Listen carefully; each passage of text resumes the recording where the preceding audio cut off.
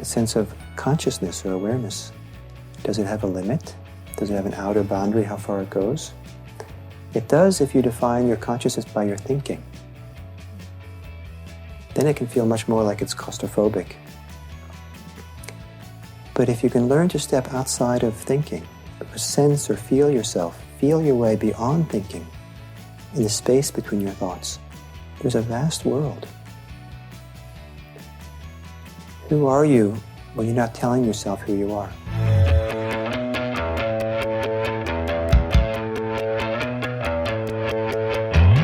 Welcome to the Be Here Now guest podcast. This series features a collection of teachings and conversations centered around mindfulness, spiritual growth, and living a life in balance. Each week, our diverse network of guest teachers and hosts offer up wisdom and practices from a different spiritual path and perspective. If you'd like to support the podcast, please visit BeHereNowNetwork.com/donate.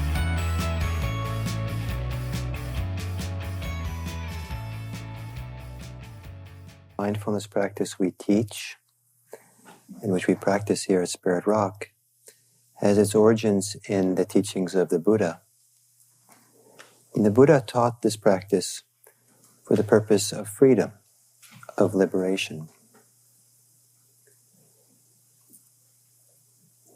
Another synonym for liberation, the word liberation, is release. He taught this practice for the purposes of release, to be released. And sometimes people will confuse relief with release. And relief is nice, but relief doesn't last. And the Buddha was pointing to something more radical than relief and comforting, but to a fundamental change in the psyche that can be characterized as release or freedom. So he spent many years teaching about freedom. And in the course of doing that, he taught many different ways, including composing poetry. And there's a book of anthology of his teachings that was collected, a long time ago, that's called the Udana, and it's translated into English as the inspired utterances, the inspired sayings. And it's primarily a place that holds these poems that the Buddha supposedly spontaneously uttered when he was inspired. And I would like to read one of them that has to do with freedom. And the poem appears at the end of a story, or an event. There's an event that happened that he was that he was part of. It ended in a man becoming awakened, becoming liberated. And after this man's awakening, the Buddha was inspired, and he's made up this poem. So I'll first tell you the poem, and then I'll tell you the story. And it's a story which is very dear to Vipassana movement because it's the story of Bahiya. And there's a part of that story of Bahiya which is often quoted here at Spirit Rock as pointing to some kind of essence or the heart, or something very pure, simple about how mindfulness practice can be done, how it can be liberating. The story of Bahiya, it's the story of the person who was enlightened the fastest in the time of the Buddha. So in the Zen school, they talk about sudden awakening. So this is pretty sudden, the story. So it's kind of a nice story. So the poem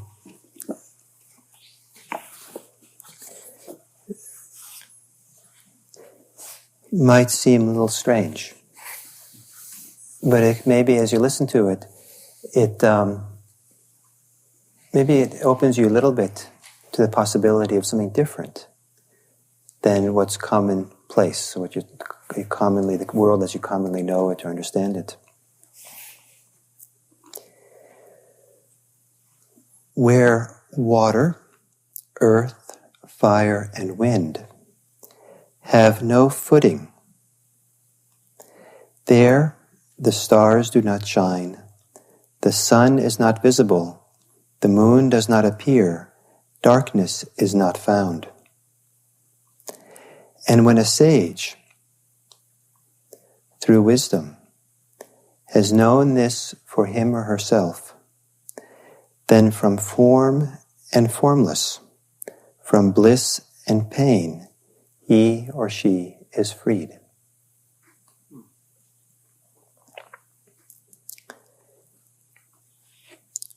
Where water, earth, fire, and wind have no footing. Water, earth, fire, and wind, it can be understood in Buddhist language as kind of a shorthand for our experience of the world. Our experience of the tangible world is through these three categories. And where they have no footing, it's kind of a strange expression, perhaps. But remember, this is a time and a place very distant from English. And in English, we have words that are similar to this, or concepts that are similar. And we talk about getting caught up, hung up. We talk about having hooks or buttons, or being pushed around. So there's all kinds of ways in which our experience of life, our thoughts, our feelings, events that happen around us, that they push our buttons, or we get hung up, or get caught by them, or we get somehow stopped by them, or we resist them, or we grab onto them. So in the ancient language, they say that the world has a foothold. It has a place where, in your mind, where it could stop and rest and stand. And some of you probably maybe have had the experience here of seeing the difference between putting up something, some resistance or some hooks. Something happens and you get hooked by it. And in a different time, the same thing might happen, similar thing might happen, and there's no hooks for it, and just kind of passes right through, or just doesn't get stuck anywhere in your mind.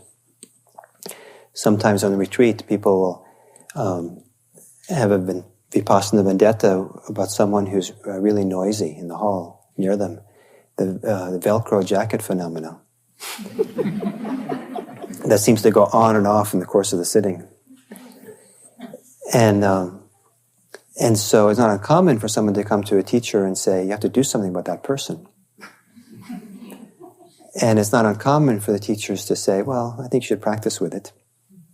And it's not uncommon for the person to come back some days later and say, oh, I realized that actually something like, I thought the sound was bothering me, but really I was bothering the sound. The sound met something inside of me. It met my indignation, it met my attachment to my practice and my peace. The hook or the button was my judgments about how people should be on retreat. There's all these hooks, all these ledges, all these footholds in the mind where that sound can settle. But if there's no foothold, if there's no hooks, no buttons, then it's just a sound going through. There's not a problem. And this is a very important principle in Dharma practice, at least. The principle of taking responsibility for our suffering, for our hooks and our buttons and what goes on, and not looking outside and saying that's the problem. And it's a very challenging teaching, and something that takes maybe years to really grasp the real implications of it. But to find that place in the mind, to find that capacity of freedom, of release, where there is no foothold. And in that place, there the stars do not shine, the sun is not visible, the moon does not appear. That sounds a little bit gloomy. And so it's a little bit like, what's going on here? But then it says, and darkness is not found. So now we're talking about something different. This is not something that's ordinary. Some place where there's neither light nor darkness. What is that place? Is there such a place? A place where there's no hooks. No place where the mind doesn't get caught. A place where the mind is free. Is it something about that place being a place where there's neither light nor darkness? It's not gloomy because it's not dark. And I think that some of you might have had experiences that may be somewhat similar to this and give you a little sense of it. if you've ever had the experience of really feeling somehow in a palpable way or immediate way, the timelessness of the present moment. Sometimes, you've done some great, maybe hike in the wilderness, or maybe not, you've gone someplace and taken a nice nap under an apple tree, or maybe in lovemaking, or maybe in, there's all kinds of different kinds of situations. Maybe you wake up in the middle of the night sometimes, and it's something very palpable and beautiful at times about the timelessness of the present moment. It just seems to extend forever. It's very spacious, very broad. It's almost as if time has stopped. Often comes with a sense of peacefulness. And where is it? You can't point to it. It doesn't have a color. It doesn't have a shape. It doesn't have a smell. It doesn't have a location. So all the usual reference points for understanding it's not quite there. But it's sometimes more real than anything real. Just a very, very strong feeling at times. It doesn't matter if it's dark or if it's light. You can have a timeless presence laying in your bed in the dark, and you can have it in the full sunlight. That somehow that place of a timeless present is not in some ways touched by light or darkness.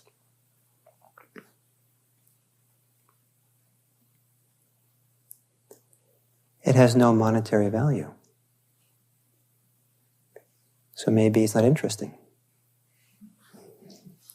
Why bother? Can't get it for Christmas. Not something you can wear as a badge. Increase your status at work. And many times the mind is interested in things that can do something for us, that's tangible and immediate and something clear, like, more money or a better house or better relationship or better status or more comfort or, something. But the timeless present, which can be quite satisfying, is not a thing like that. It's kind of ephemeral. It's kind of like you can't grab it. Kind of, But it's something.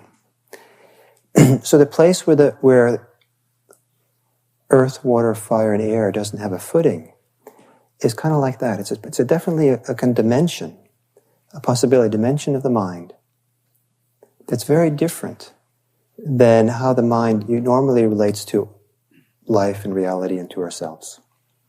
So it's kind of pointing towards a mind which is free. And when a sage, through wisdom, knows this for him or herself, then from form and formless, from bliss and pain, he or she is freed. Some people get attached to the world of form, of things, and some people get attached to the world of formlessness, that's not of things. For example, the timeless present, maybe, get attached to that, the formless world. And this is actually something which is freed from both the formless and the form. It's freedom from both bliss and pain. Now, why in the world would you want to not be, why do you want to be freed from bliss? I mean, it's been bad enough all along. And freedom from bliss, and that seems kind of boring. I mean, these Buddhists, they're so flat, Norwegian Buddhists. Watch out for them.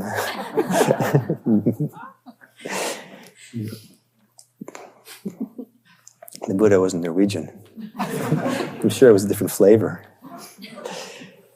But each to his own flavor. And, the freedom from bliss and freedom from pain is freedom, and freedom is delicious. Freedom is the best.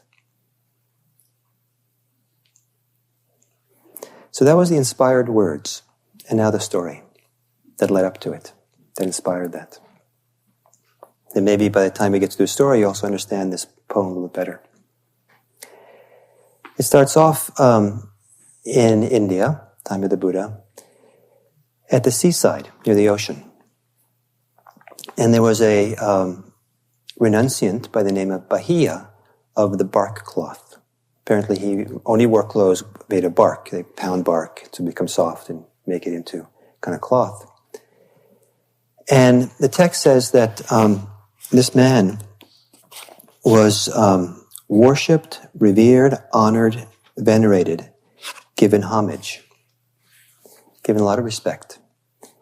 And I think his story has helped if you give him the benefit of the doubt that all this reverence that he received was because he deserved it. That he was a mature person, a spiritually mature person. He was a spiritual practitioner, and he was mature. And then the question I ask you, and a question I don't want to answer tonight, but rather something maybe you'll live with for a while, is what does it mean to be spiritually mature? What does it mean to be humanly mature? And you might ponder that after the retreat, and you might talk to your friends and see what they think. And you might go find the most mature persons around and ask them, what does it mean to be mature? To be humanly mature, spiritually mature, what does that mean? So this man was a mature person. Now some of the things it can mean, among other things, is that he was a really honest man. A level of integrity, sincerity, of honesty. I don't think you can have maturity without honesty. Particularly, without self-honesty. And you'll see in a few minutes that he was an honest person. Sincere. It probably means that, maturity probably means that there's a certain kind of healthy perspective about life and experiences of life. And what's important and what's not important. My guess is he did not spend a lot of time watching television.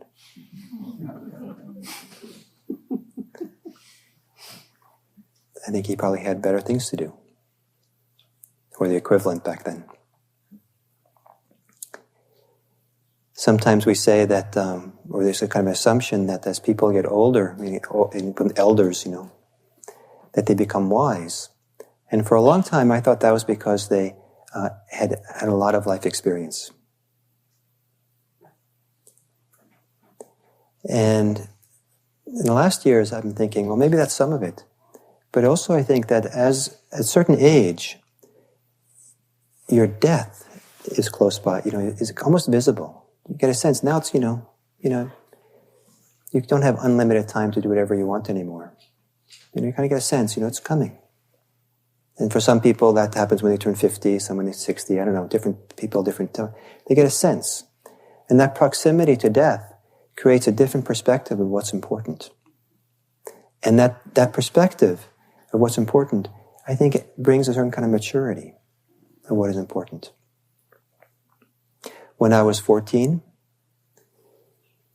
what was really important was going to school without zits.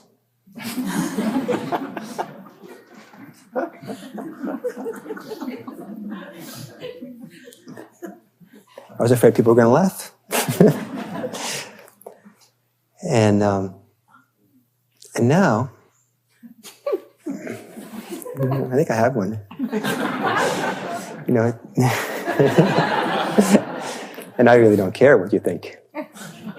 It's even, not only do it, just, even if you did laugh at me, I don't care. So you get a different perspective as you get older.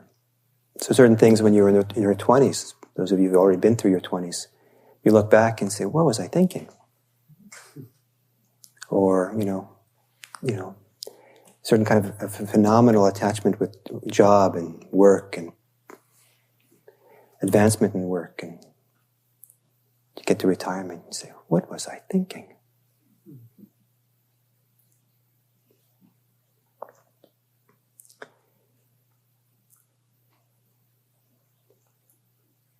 So a lot of things shift. One woman I know, when she was in the mid-60s, she said, I finally realized, by learning to kind of see through a lot of the cultural things I'd learned and growing up, I don't need a man. That's something. I don't need to be in a certain kind of relationship. So there's a kind of maturing that happens, a certain perspective that changes what's important. I think that a part of maturity is not being caught up in what other people think of you, or caught up in trying to create an image so we present ourselves a certain way so we can kind of control the image of how people see us. A big learning for me was to overcome my attachment, my addiction, my neurosis of wanting to be liked. That was I had a lot of suffering around that. So that was a hook, that was a foothold for life experience, wanting to be liked. Boy, was that ever a foothold. A big hook, big button. Someone who's mature has learned to let go. And probably has let go of things which are not worth holding on to. And I would propose there's a lot of things people in this world hold on to that are not really worth it. If you did the cost-benefit analysis, it doesn't come out in favor of holding on. It's not uncommon for people, when they start doing mindfulness practice, and they start investigating their anger, rather than kind of just believing it and acting on it, but stop and look at it carefully, and they say, my God, I didn't know it hurt so much. I'm hurting myself more than the person I'm angry with. It's not worth it. So it's easier to let go when you realize how much you're hurting yourself, even though that person's justified in blaming. So you learn to let go. And so Bahiya was a man who had learned to let go. He had that ability. And he'd probably let go of a lot, because he was a renunciant, living this way. He was a recipient of robes, alms food, lodgings, and medical requisites for the sick. This is the only possessions that he had. He had, just like a Buddhist monk would have, just a few simple robes, maybe the only ones he wore, and alms food. He had probably a bowl, just lived on his alms food that he got each day, didn't have a refrigerator. Simple lodgings, and in the ancient world, renunciant was allowed to have medicine, certain kind of simple medicine. So he learned to let go of a lot. And again, giving him the benefit of the doubt, he'd probably learn to do that in the healthiest possible ways. Letting go of the appropriate things, and had to learn how to do that in a good way. He was mature, learned to let go. And then he asked himself, he was alone one day, and he asked himself this question. I think it speaks really well for him that he asked this question. Now, of those who in this world who are enlightened, or have entered the path to enlightenment, am I one? He'd been practicing spirituality for a long time. He was respected. He probably had a certain degree of maturity and maybe even some kind of attainment. And he said, am I really enlightened? Rather than assuming he was, because he got all this reverence from people. And then there was a kind of minor god that somehow overheard him thinking this thought. And this minor god came to do him a favor. And then God said, you, Bahiya, are neither enlightened, nor have you entered the path to enlightenment. You don't even have the practice whereby you would become enlightened or enter the path of enlightenment. That's pretty good. What have I been doing all these years? It's just, boom. It's good to have teachers like that. And then, to his credit, he doesn't get defensive or apologetic or explain himself. One of the signs of being mature is not being so defensive or apologetic. Imagine living a life that is unapologetic. You don't have to apologize for being alive. Wouldn't that be good? Then he asks, but who in this world is enlightened or has entered the path of enlightenment? Then God says, Bahiya, there is a city in the northern country called Savatthi. The Buddha, and enlightened person, rightly self-awakened, is living there now. He is truly enlightened, and he teaches the Dharma that leads to enlightenment. Then Bahiya, deeply chastened by the god, left where he was right then and there. Just didn't even bother to go get his, go say goodbye even. He just, right then and there, headed for Savatthi. In the space of one day and one night, went all the way to where the Blessed One was staying near Savatthi, in Jeta's grove. So it's a long distance from the ocean to Savatthi, to Sarvasti Varanasi. So probably he didn't do it in a day. But I take the story day and night. But I take the story to mean that he was really resolved, really intent. And that's also a sign of maturity, to have the ability, appropriately, to have great resolve, determination. This is what I'm doing, this is important, get out of my way. I'm not going to let anything else interfere. And so he probably did, set out and just without any hesitation. That's what he did, just headed for Savatthi to see the Buddha. Day and night he walked, maybe no drinking, no eating, just that's what he was going to do. And he came to Jeta's grove where the Buddha was residing. And he came across some monks who were doing walking meditation. And he went up to them and said, "Where's the Buddha?" And they said, "Oh, he's gone into towns for his alms, to gather his food for the day." Then Bahiya, hurriedly leaving Jeta's grove and entering Savatthi, saw the Buddha going for alms, calming, his senses at peace, his mind at peace, tranquil and poised in the ultimate sense, accomplished, trained, guarded, a great one. Actually, the word in Pali is naga, is great snake. But I like this expression, calm and calming. He was both calm and his presence was calming. So he rushed off to meet this man who's calm, intent to get some teaching, to meet this man. And he says to the Buddha, "Teach me the Dharma. Teach me the Dharma, O well-gone one, that will be for my long-term welfare and bliss." And the Buddha says to him, "This is not the time, Bahiya. We have entered town for alms. It's the wrong time." You don't call someone while they're having dinner.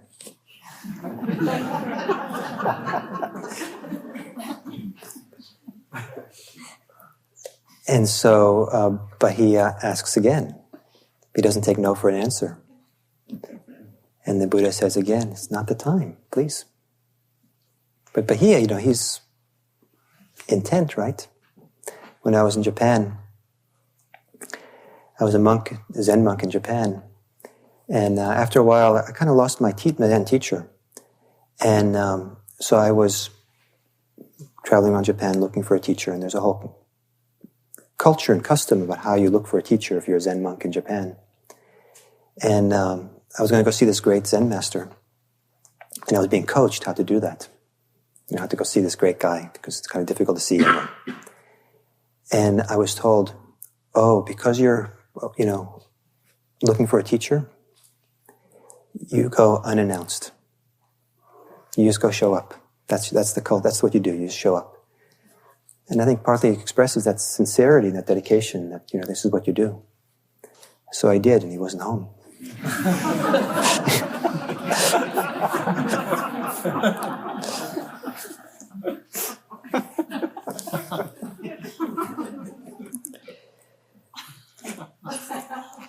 And then a third time, Bahiya asked, and he said it this way, "But it is hard to know for sure what dangers there may be for the Blessed One's life, or what dangers there may be for mine. Teach me the Dharma. Teach me the Dharma, O well-gone one, that will be for my long-term welfare and bliss." You never know when you're going to die. I've known people who said later, "I'll get to spiritual practice later. I'll just finish this work, do this thing, raise my kids, do whatever, later. I'll get to it. They're important things to do, later.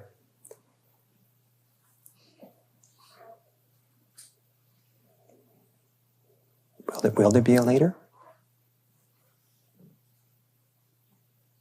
You don't know. I've known people who've regretted waiting. So there's something also about the spiritual life that for some people, it's so centrally important to their life that it doesn't make sense to wait. You never know how much time you have. And Bahiya is a man like this. It's, please, tell me now, I don't know how long we have. So there's a custom in ancient world that if you ask a Buddha something 3 times, he's obligated to answer.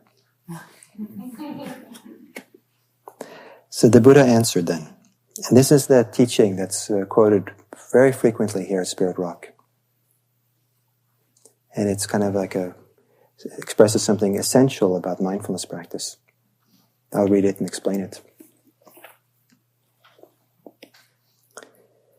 And what the Buddha is doing here is, in a nutshell, in a very powerful, very kind of brief and succinct way,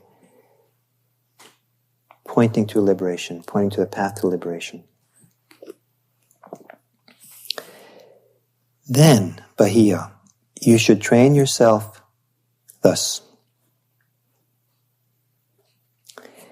In the seen, let there only be the seen. In the heard, let there only be the heard. In the sensed, let there only be the sensed. And in the cognized, let there only be the cognized. So this is the first part.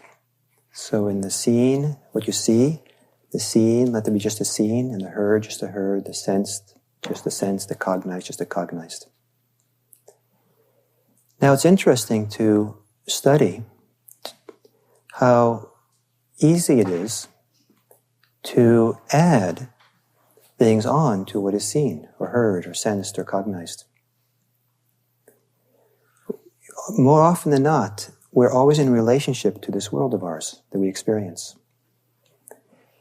A lot of that time has to do with how it relates to me.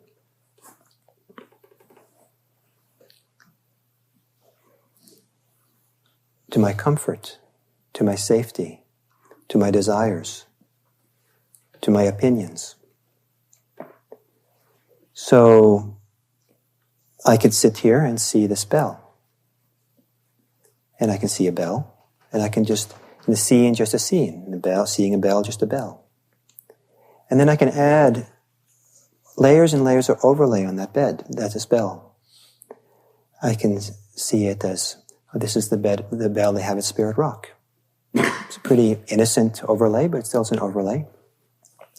It's a bell that was given to Spirit Rock by the San Francisco Zen Center. Isn't that nice? So another overlay. It's a bell that really sounds good when you meditate. I need to have that bell.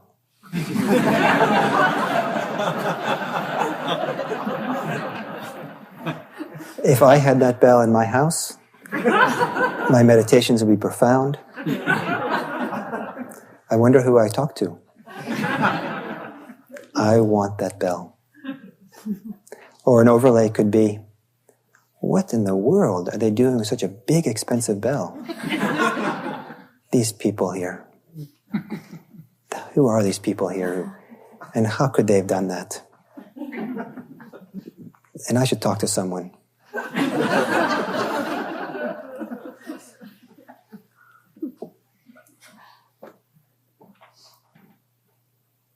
So there's overlays. It isn't just a scene in the scene. It's a scene, and then there's all this reactions, responses, opinions that get overlaid into it.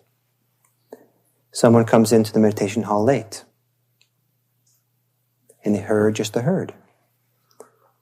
Or, in the heard, doesn't that know that the period's this started 10 minutes ago? How could someone come in late? Those teachers, they really should have strict discipline. If this was a Zen center, they wouldn't allow it. And And these Vipassana people, they're so wishy-washy. And they really need to get these people, they really should get serious about their practice and really meditate well, and then they know they have to have real discipline, and probably those teachers don't even know how to be present. And, oh, wait a minute, what am I doing? You spend half an hour kind of going off, right? And it's an overlay, right? And the herd, just the herd, but no, it's all the stuff that goes on added to it. Some of it has to do with what's out there, judgments and opinions. And some of it the overlay has to do with how we are in experiencing it. So I hear the bell. And I might have thought, I don't think I heard it right. I don't think I must have missed something important.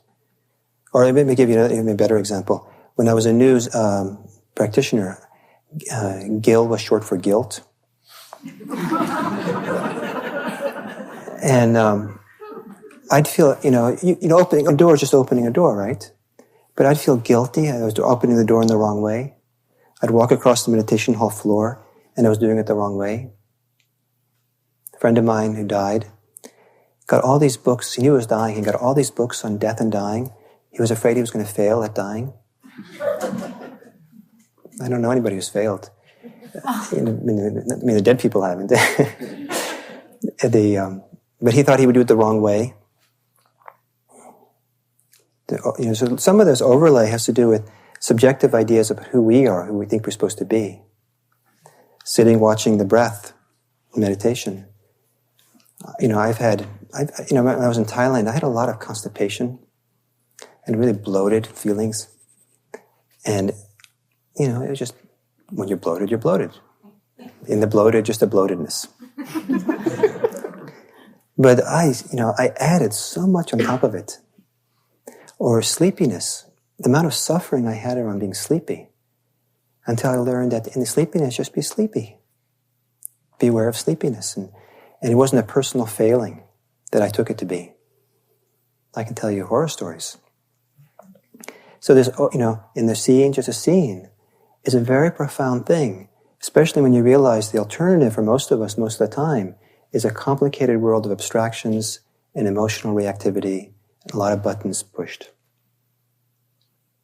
And it's a great relief, and also a release, to just leave things be really simple, leave them alone.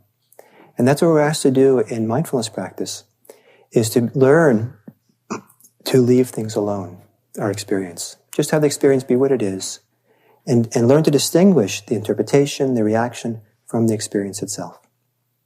It's not an easy thing to do, because often our interpretation, our opinions, our views, our emotional responses are so entangled with the experience that we don't see them as being separate. It's like canned laughter on television. The joke's not really funny, but because the canned laughter is there, it seems kind of funny. We kind of get caught by it, it's contagious. But if you separate it, if you turn off the sound, I guess, of the canned laughter, you kind of see, or the mood music. You don't separate the scene in the woods without the mood music. They can have wonderful romantic music, and it means something. Or this ominous music, and uh-oh. It's just a scene in the woods, right? So the mood is entangled with what's there. So part of mindfulness practice is beginning to tease apart what's extra. And then to have the wisdom about, is that extra necessary or not? Is it useful? Some of it is. And some of it is just not useful at all. It's well worth letting go of, being healed from. So a lot of the mindfulness practice is not necessarily being able to, in the seeing, just to see, in the herd, just to herd. But rather, a lot of mindfulness practice is learning to see, I'm entangled. I'm judging. I'm caught in my opinions, my self-consciousness. Then, in the self-consciousness, can it just be self-consciousness? In the opinion can just be the opinion. As opposed to, oh, I have an opinion. I'm a bad meditator now. We just add more and more complications. So the kind of direction the mindfulness practice is going is becoming simple. To to grant, to give, it's a kind of act of generosity, to let each experience, to grant each experience, to give each experience we have its pristine simplicity of what it is in itself. It's a great thing to give to a friend, to let your friend be who they are, to let Howie be his suchness. Each of us, to see ourselves in our suchness. So then the Buddha went on.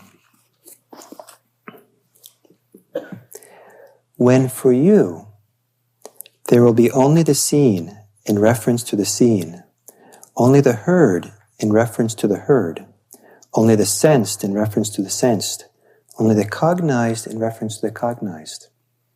When you have a thought, just let it be a thought.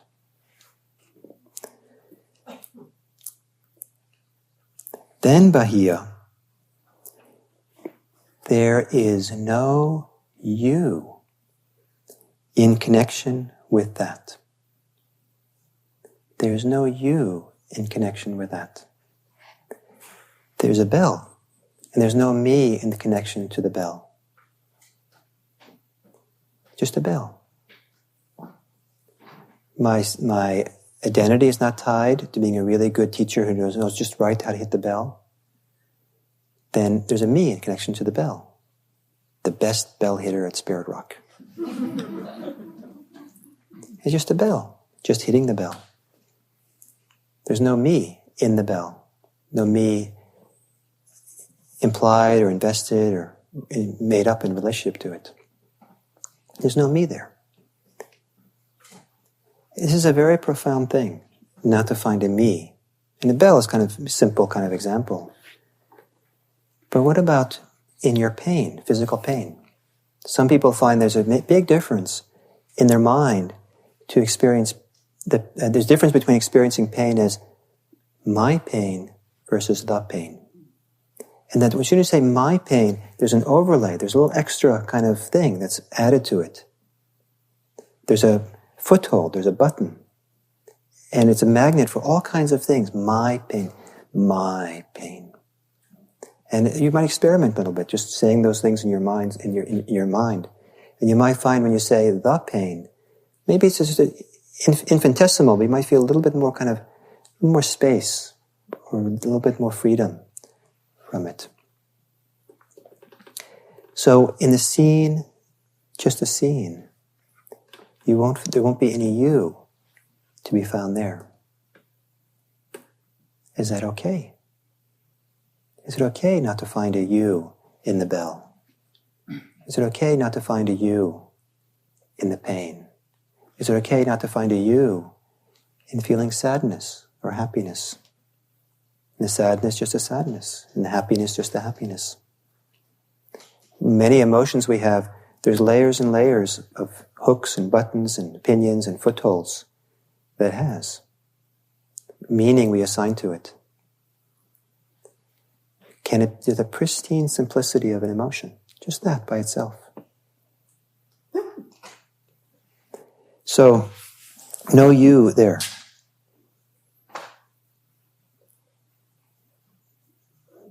And if there's no you in connection to that experience, when there's no you there, you are neither here, nor there, or in between. You don't find yourself in that experience. You are not found here, or there, or in between. There's no location for you if you're not using something to reference yourself. Do you stop existing because you're not there this way? Not at all. But there's a lack of that self-consciousness, which is one of the footholds where our life experience settles and gets caught.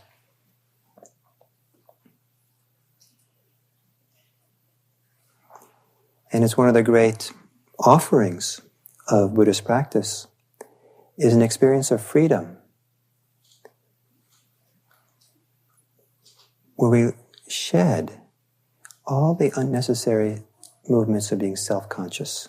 Self-conscious in the sense of being self-preoccupied. Defining our experience with reference to me here.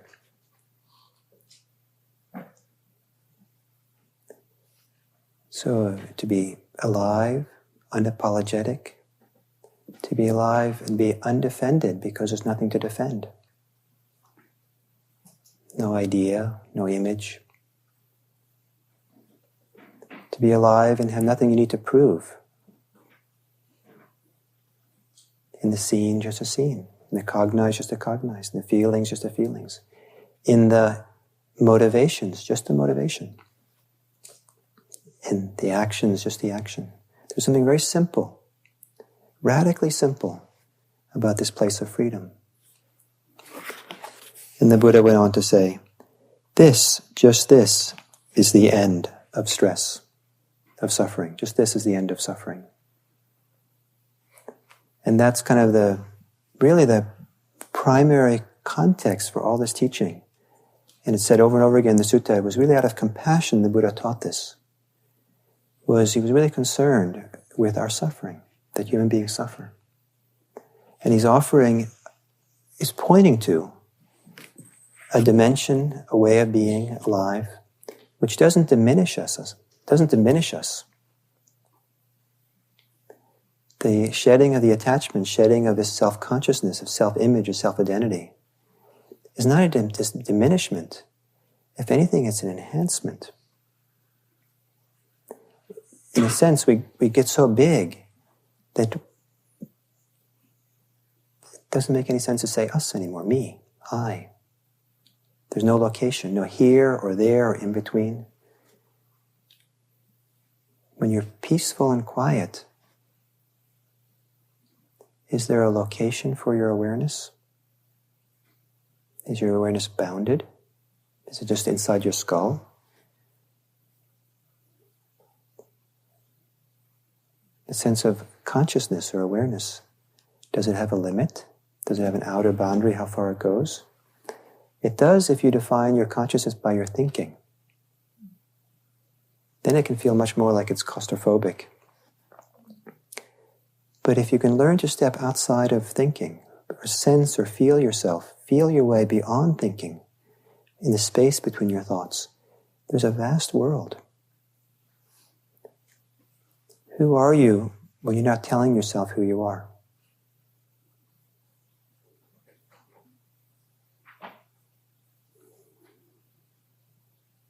So the Buddha is pointing to a place of freedom. In the seen, just the seen. In the heard, just the heard. In the sense, just the sensed. In the cognized, just the cognized. Through hearing this brief explanation of the Dharma, the mind of Bahiya, right then and there, was released. Right then and there was freed. He was ready. He was mature, right? He wasn't holding on to much. Maybe he let go of almost everything that was worth letting go of, except some kind of, even a lot of his conceit, self-image issues and all kinds of things. But maybe there was still a very subtle sense of I am. I'm the one who's doing this. I'm the one who's practicing. I'm the one who's going to become free.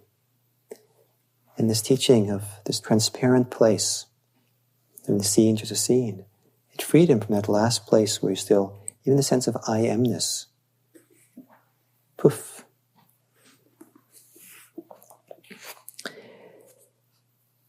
And then the story goes on a little bit more, maybe as a way of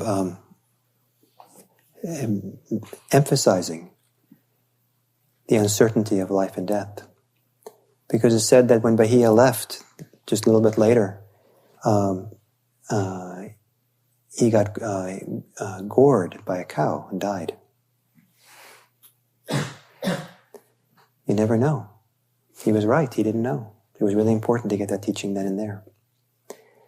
And so then when the monks came and found the Buddha and explained to him what had happened to Bahiya had died, then the Buddha composed this poem. Remembering Bahiya, remembering just the remembering. He remembered Bahiya that he met earlier in the day, reflected on him, understood that the Buddha understood that his mind was liberated, he was a liberated person. And though perhaps it was sad that he died, it was a great event that he touched freedom before he died. He experienced full freedom. And it's in this regard, on this occasion, that the Buddha expressed this inspired saying, where water, earth, fire, and wind have no footing, there the stars do not shine, the sun is not visible, the moon does not appear, darkness is not found. When a sage, through wisdom, knows this for him or herself, then from form and formless, from bliss and pain, he or she is freed.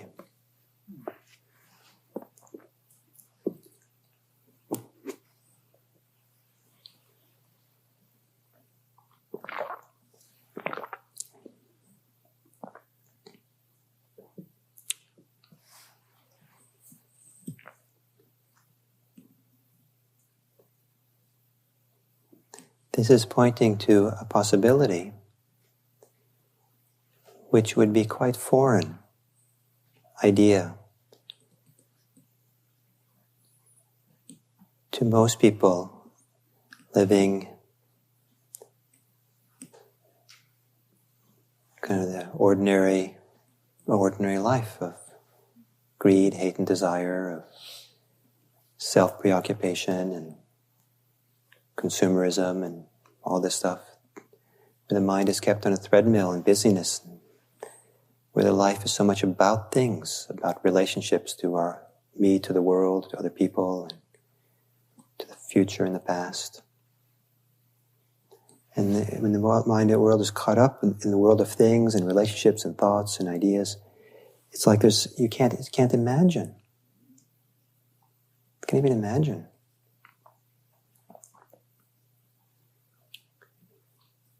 The stillness which is here in this room right now.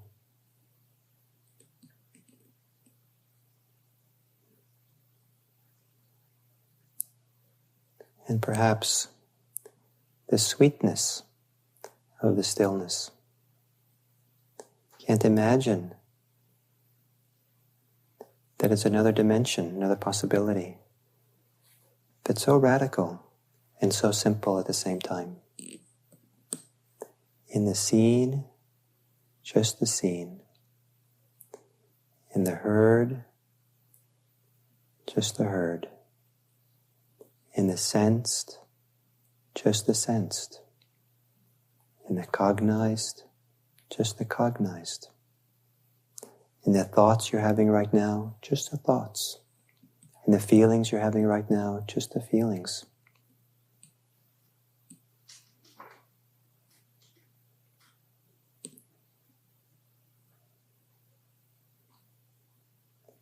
Giving yourself the time to discover the pristine simplicity of now.